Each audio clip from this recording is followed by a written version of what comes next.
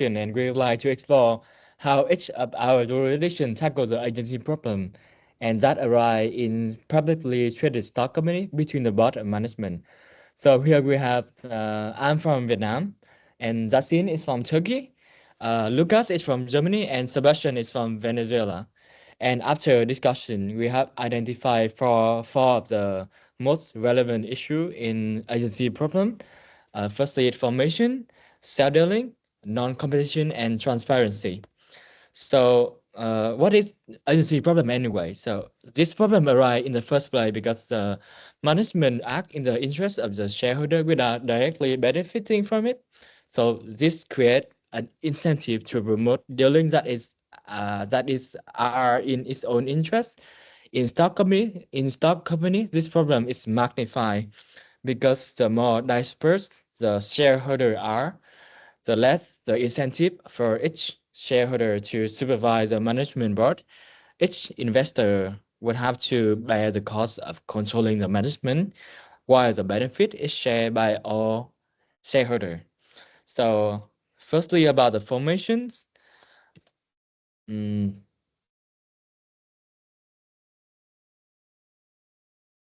um, so in Vietnam, as you can see, we have three main organ.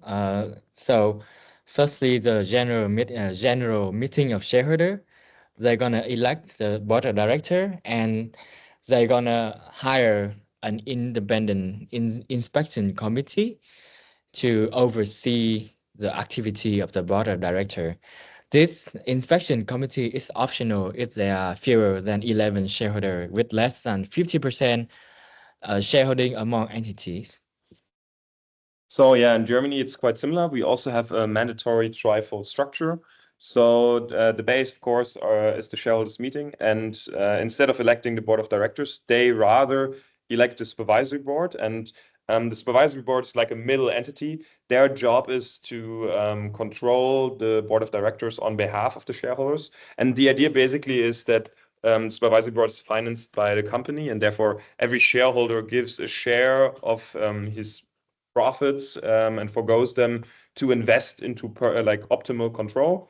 And this kind of prevents that a singular shareholder has no incentive to check on the board of directors, but rather there's like this mandatory body that does it for him. And the supervisory board then hires the board of directors, and they can also fire them. And they have certain rights and powers to maintain control. That can go so far that they're even entitled to say that certain deals that the directors can strike must be approved before they can go in effect. And if there's certain crises in the company, then their duties to control are enhanced. So they will take greater control, but they never interfere in the power to do business decisions. So they're a pure controlling supervisory body. How it is in Venezuela? Well, in Venezuela, it is not too far from Germany and from Vietnam in terms of this kind of three parties of this societary structure in let's say joint stock companies. The general commercial law in Venezuela that is practically regulated by the commercial code, but for some for companies in general in Venezuela to have two mandatory organs. There is the shareholders assembly and the board of directors, but the SUNAVAL, that is mean this let's say commission superintendency that regulates the securities market in Venezuela, established by these three administrative acts, the mandatory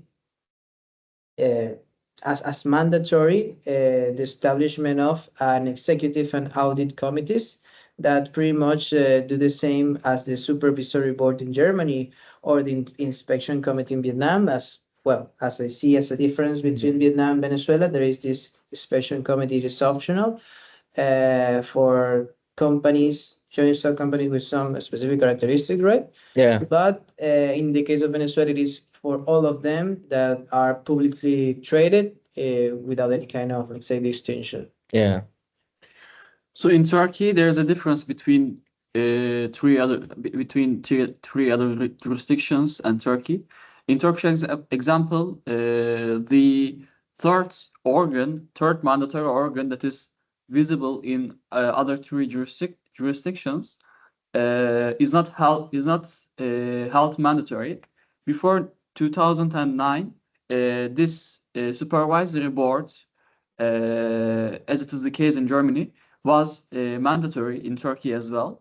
But after that, having a mandatory, having this organ or holding to have this organ mandatory is this law is changed and Yeah, so it's pretty similar for the first three duration, and for Turkey it's a little bit different. Yeah. And interesting. So, how about self-dealing? So, like in my religion in Vietnam, regarding self-dealing, we have our own law and regulation and governance code, and also penalty as well.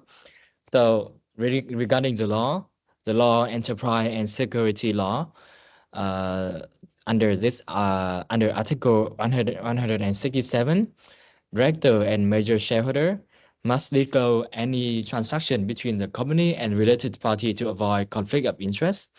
And in the governance code, the code is also like outlines how to align Vietnamese practice with OECD standards by requiring comprehensive disclosure and board of director approval for significant transaction, promoting transparency and fairness.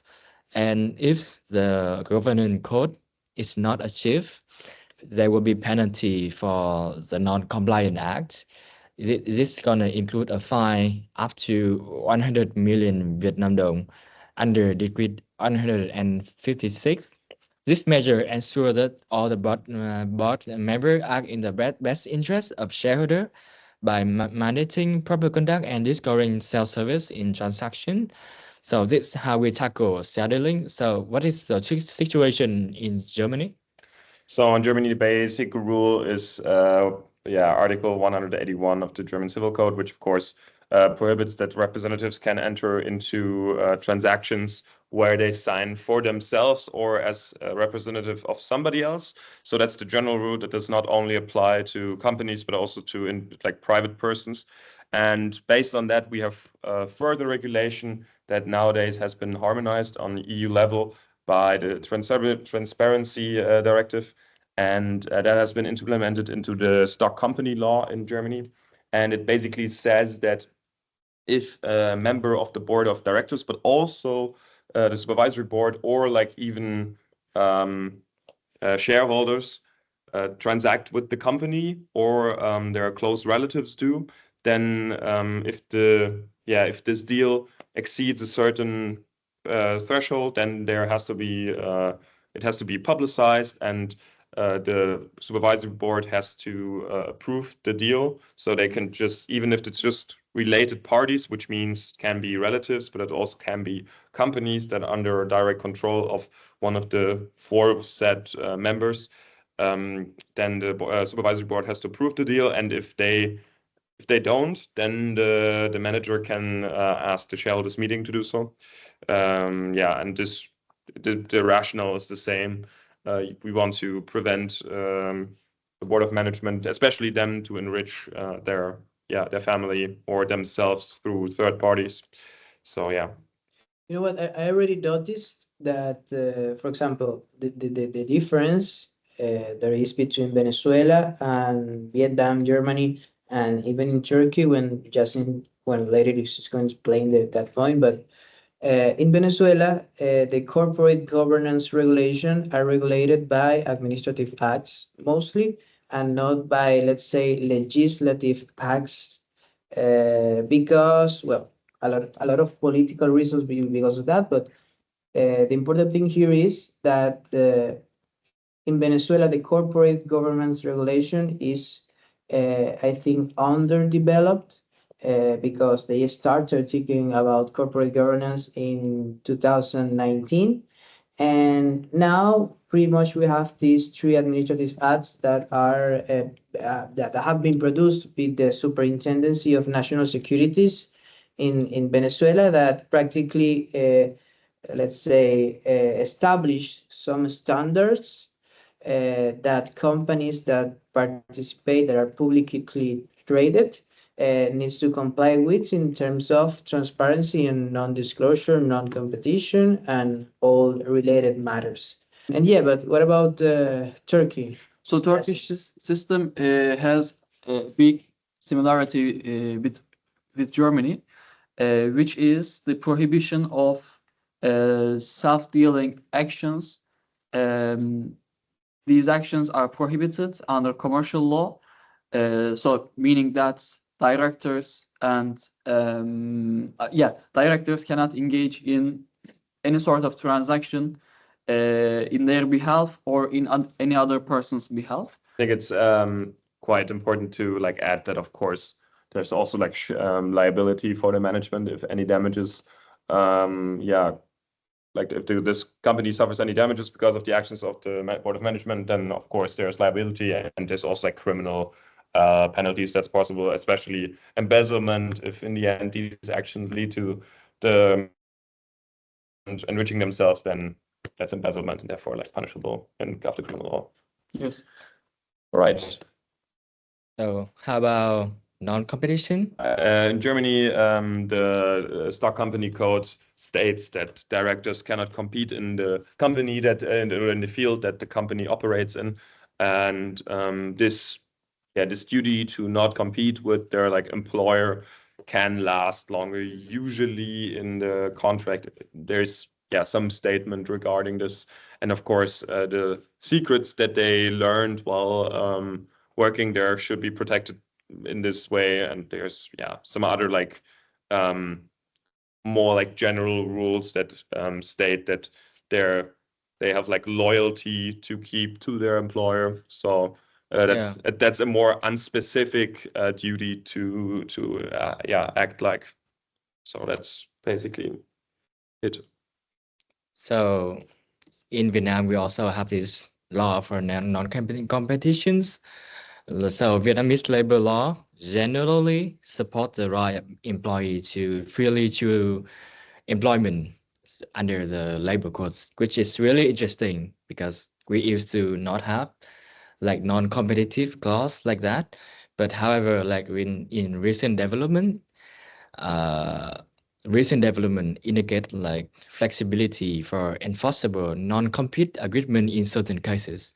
For instance, like in the precedent number 69, it's clarified that non-compete agreement, when entered separately from standard labor contract, may be enforced, especially for executive or specialized roles that impact company strategy. This approach balances the contractual freedom with worker mobility and also limits the non-compete to cases where they are deemed commercially necessary. So what is the case in Turkey for this situation? So non-competition can be either mandatory, or it can be based on a rule, a mandatory rule, or a default rule in the Commercial Act, or it can be agreed upon, as you mentioned. So Turkish law prohibits the competition during the directorship. So it is important to note, after the end of the directorship, the duty of directorship, the director can be prohibited by the contract. Of course, if he agrees on this prohibition for a certain amount of time. Let's say he can agree on not competing with the company after, I don't know, 5 years, 10 years of his dischargement or end of his directorship. So, but this is contractual. When it comes to the mandatory non-competition, a member of the board of directors cannot compete during his directorship against the company without the permission of the company. So if this rule is mandatory unless the company gives permission. So what is the sanction for non-competition for the breach of this duty? There are several sanctions, and it is interesting actually. The first one is basically claiming damages. So company can claim damage it suffered because of the competition. The second one is considering the transaction as if it was conducted on behalf of the company. In the case of Venezuela, pretty much in these administrative acts made by SUNAVAL, there is the standard or how is the reporting on financial transactions or any other kind of transactions that a company made. And they practically require to have reports including comprehensive details that will ensure transparency and let's say the prevention of this kind of situations of self-dealing. But as I told you, not pretty much because there is not a deep development of that area in Venezuela. Yeah, thank you for listening. I hope we picked some of the more interesting points of the discussion, and we see you next time.